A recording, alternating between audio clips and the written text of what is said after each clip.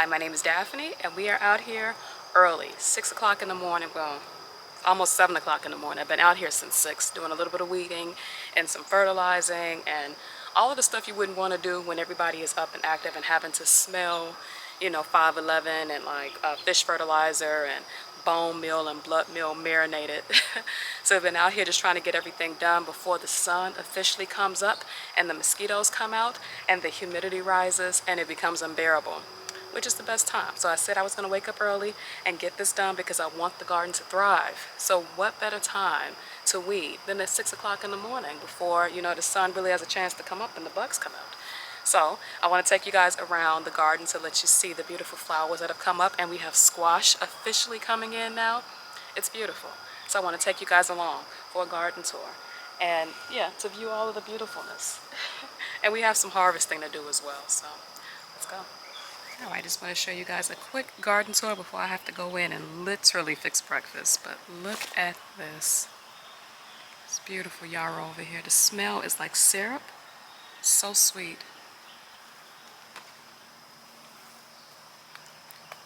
Look at this.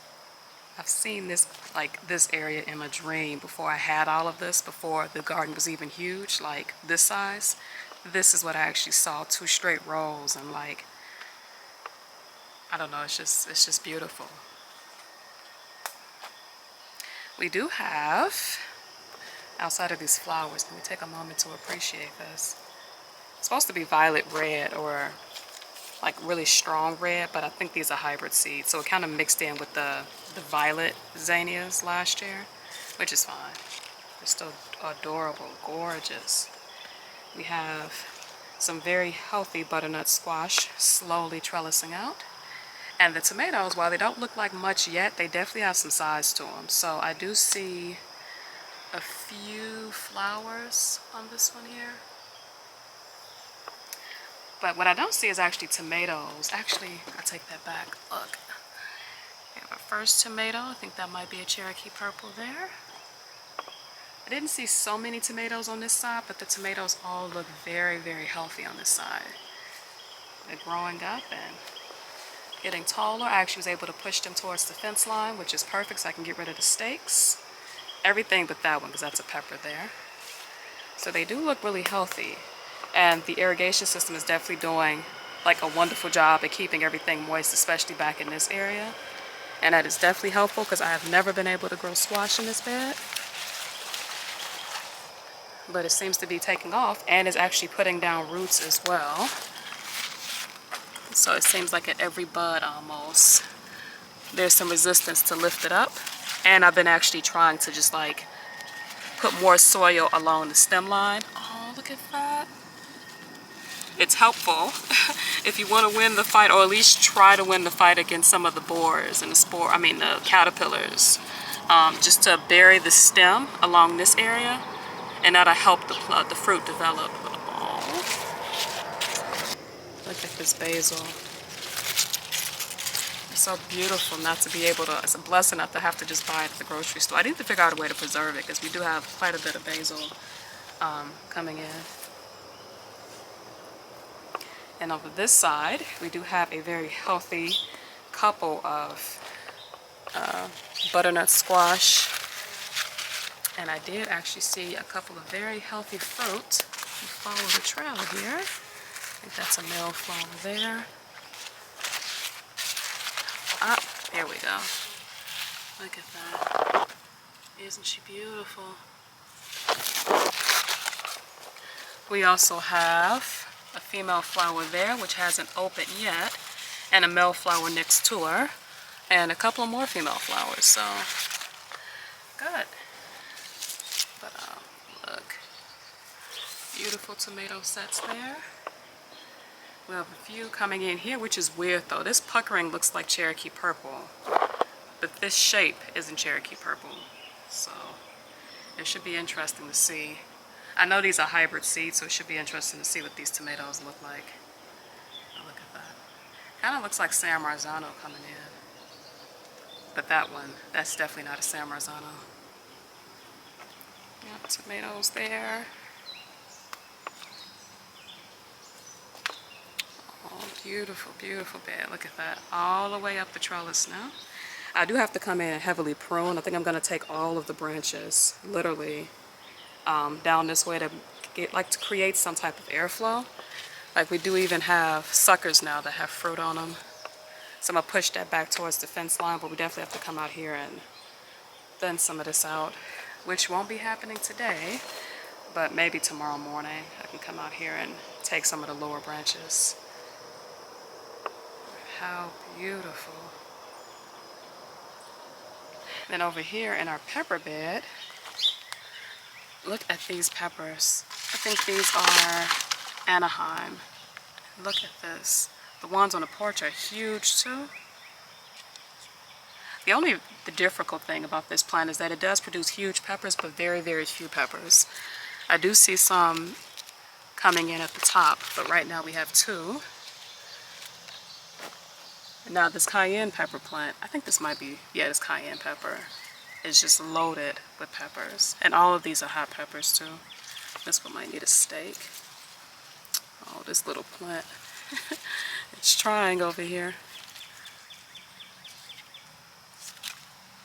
And then this one, I think this might be a Thai pepper plant.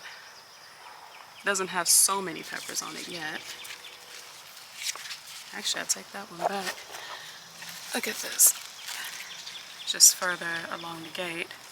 I'm gonna have to bring this fence line in to meet these plants, but that's on the to-do list. Look at that. Absolutely beautiful. And some weeds. Actually, no, that's a pepper. I thought that was a weed.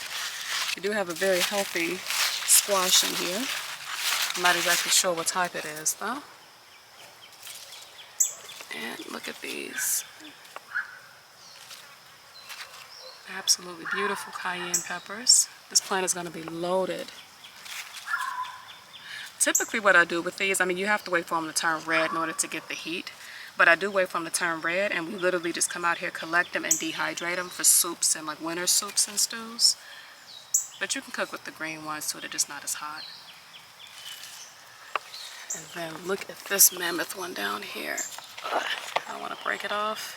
It's bigger than my hand. It's craziness. These Anaheim peppers are huge. And I can't even save seeds this year for these because there's too many different varieties in this area. I think this might be the only pepper on this plant though. It's consuming all of the energy over here. Here's another one. And this one has a few more coming in too.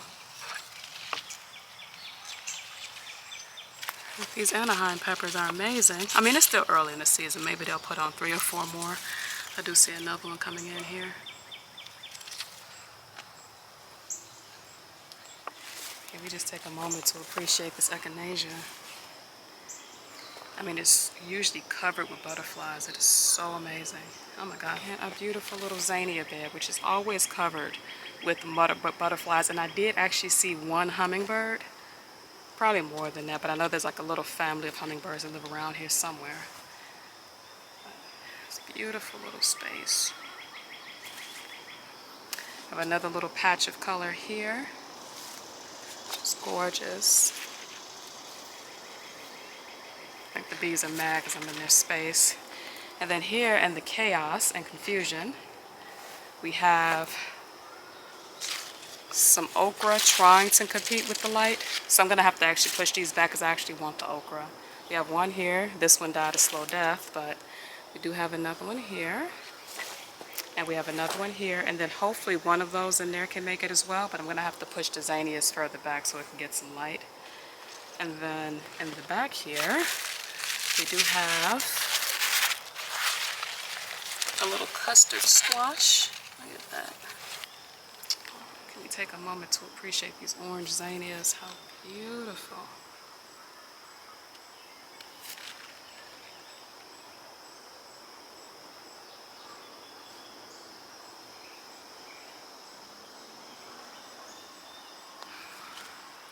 Then we do have our Kellogg's breakfast bed. So this should be all orange tomatoes and some basil. And I do see a couple, we do have a couple of fruit coming in. there.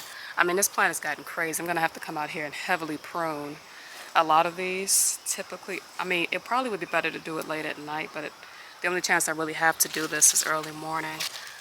Look at these. I'll maybe string up some of these tomatoes too. This one's trying to grow here. I'm gonna have to bring that back out.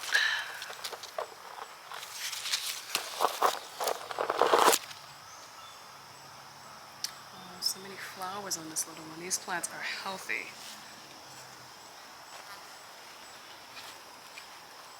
I did come out here and stake these up this morning. Oops. Oh, look at this lettuce leaf basil here. I'll take the flower heads off of this. Really good for sushi wraps. Beautiful plant. There's that huge tomato there. It's the biggest one yet.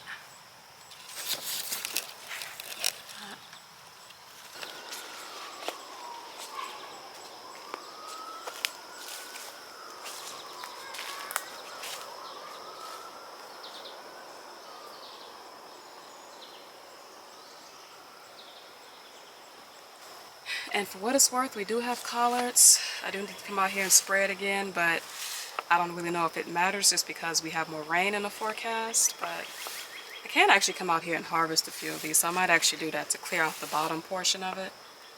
Look at this wrap. So that's the reason why I'm hesitant to actually use a lot of chemicals, because we definitely do have nature trying to balance it out.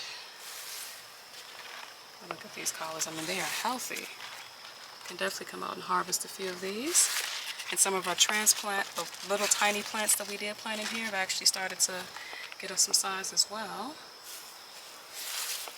At least they're trying. Where's that other one here?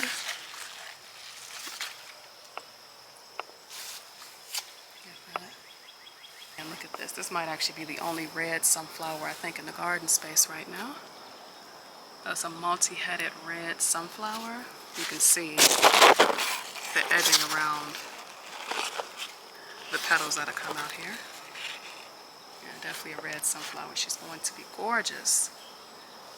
And it came up through a volunteer seed. I just relocated it here, and it doesn't look like it's stunted. Good girl. Look at all of this cement. Definitely have to come out here and cut some of this down. And look at this, our eggplant. First eggplant I've ever grown in this garden space, and we have an eggplant here. Oh, there's another one coming in here, and she's loaded with flowers. I did fertilize this plant this morning. I opened up the funk juice, which is literally just kitchen scraps that have been fermenting in a bucket for like a year, probably about a year now. If not, like less than like maybe 9 or 10 months. But hopefully that does good and not ill. Sometimes you can fertilize plants and it may not necessarily be for the best, but look at that. It's beautiful. I'm so excited about this plant. I'm gonna have a ton of eggplant off of her. And we do have our cabbage starting to head up. I wanted to save it for the fall, but I don't think that's going to be possible. I think this might be as big as it gets. So, note to self, next year I'm actually going to start a second round of cabbage, probably closer to May when these come out of the house, so that I have a fall planting as well, because I think these heads are about done. I don't know, how can you tell if cabbage is done? Like, should I expect for it to get bigger? I don't know. And can we take a moment to appreciate my giant mammoth sunflower, which is currently turning to face the sun. How beautiful she is. Both of them. A beautiful sight.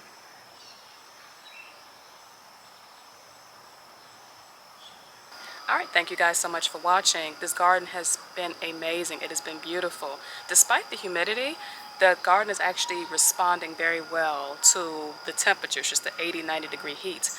I am not responding very well to the humidity, but the garden has exploded.